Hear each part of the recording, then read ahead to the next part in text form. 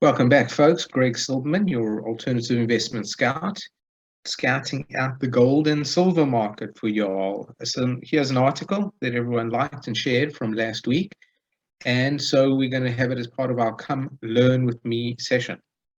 And guys, if there's anything particular you want me to do or feature on these Come Learn With Me sessions, please let me know. Drop me a line, send me an email, WhatsApp me, text me, hit me up. Okay. Are gold prices on course to break all-time highs once again? Perhaps. Perhaps, dear Watson. All right. Gold was one of the star performers throughout much of 2020, but with concerns over the impact of the coronavirus abating throughout much of 21. The bullish sentiment for the yellow metal had decisively cooled off by the third quarter, but today, with the strain of COVID threatening to send much of the world into a restrictive state once more, will the safety that gold has historically offered during such times of crisis elevate its price again, perhaps even eclipsing last year's record highs? Gold remains among the world's most recognized safe haven assets during periods of market turmoil, and investor interest in the precious metal tend to soar when there is more uncertainty and more potential volatility surrounding traditional financial markets, such as equities and bonds and crypto. Oh, no, it doesn't say crypto. See if you're paying attention. We'll highlight that, okay? That is normally the case. This was certainly apparent in 2020 as the coronavirus pandemic panicked global markets, particularly during the first quarter.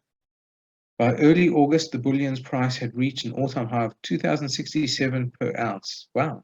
It remained, touched it for a brief second, if I remember now. Early August, that's August 2020. It remained distinctly elevated about 18.15 ounce throughout much of the remainder of the year. As the world steadily recovered from COVID-19 throughout much of 2021, gold retreated from those elevated levels. US President Joe Biden's administration's enormous $1.9 trillion pandemic relief package at the beginning of the year, for instance, was a major factor in sending gold prices lower, with the yellow metal falling significantly from around 1950 per ounce in early January to below 1,700 ounce by the first of the week of March. I'm shaking my head because you're creating a $1.9 trillion out of nowhere, and it's a major factor in sending gold prices lower. Huh? That doesn't make sense to me, right? Printing another $1.9 trillion of cash, gold prices should go higher. There's more money chasing less gold. Okay. But anyway, be that as it may. And although accelerating inflation and fears surrounding Delta variant of the coronavirus saw prices surge back over $1,900 per ounce by June, gold has failed to ascend to such highs since then, spending much of the time below $1,800 per ounce. According to a June analysis from Canadian bank TD Securities, this lackluster price action has suggested the lack of an immediate impetus to buy yellow metal. Gold did climb above 1850 in mid-November, however, with the surge in inflation in recent months prompting gold investors to turn to the bullion to hedge against rising prices. Okay.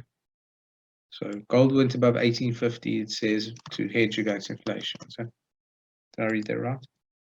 Looking ahead, we see risks of further strength in the consumer price index in early 2020, which could stoke even stronger demand for gold. Yes, I agree. This inflation is not, in my opinion, temporary. You're printing so much money, you're going to create inflation, and that's what we're seeing. It's not rocket science. Whilst also raising its price outlook from 1,700 to 1,800 ounces in the next year's first quarter. Similarly, commodity strategists at ANZ, Australian New Zealand Banking Group, stated on November 16 that high inflation expectations contributed to more gold bullishness. Prices have since reversed course, remaining below 1,800 per ounce from the final week of November onward.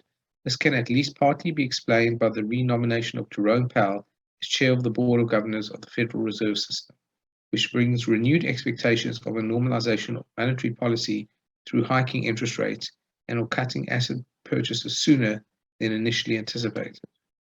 Okay, yes. So finish the thought. The gold market had bet on Lael Brainard to be the next Fed chair, as she is considered to be more dovish than Powell in terms of monetary policy for stimulating the economy longer. Julius Baer's analyst Carsten Menk told Reuters. Therefore, the breach of the 1800 level could put further selling pressure on gold.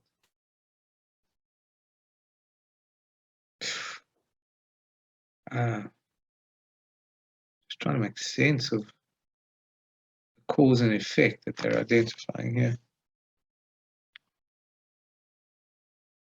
Okay. By week ending November 26th, however, money markets were again pushing back the timing of the Fed's increase in rates from June 2020 to September 2022. By week ending November 26th, however, money markets were again pushing back the timing of the Fed's first increase in rates from June 2022 to September 2022, as well as predicting no additional rate hikes to come sooner than 2023 at the earliest. As such, bond yields fell considerably in late November. This increasingly dovish prediction, moreover, suggests that investors will continue to stay in gold for the meantime. Indeed, Ross Norman, an independent analyst, recently told Reuters that it's too early to write off gold. He further explained, inflation still has many legs to run, and there are COVID-19 restrictions in Europe once again. But the onus is on the bulls to prove their case and garner support, failing which the metal could drift lower again. I said we don't want to get caught in a novel. It's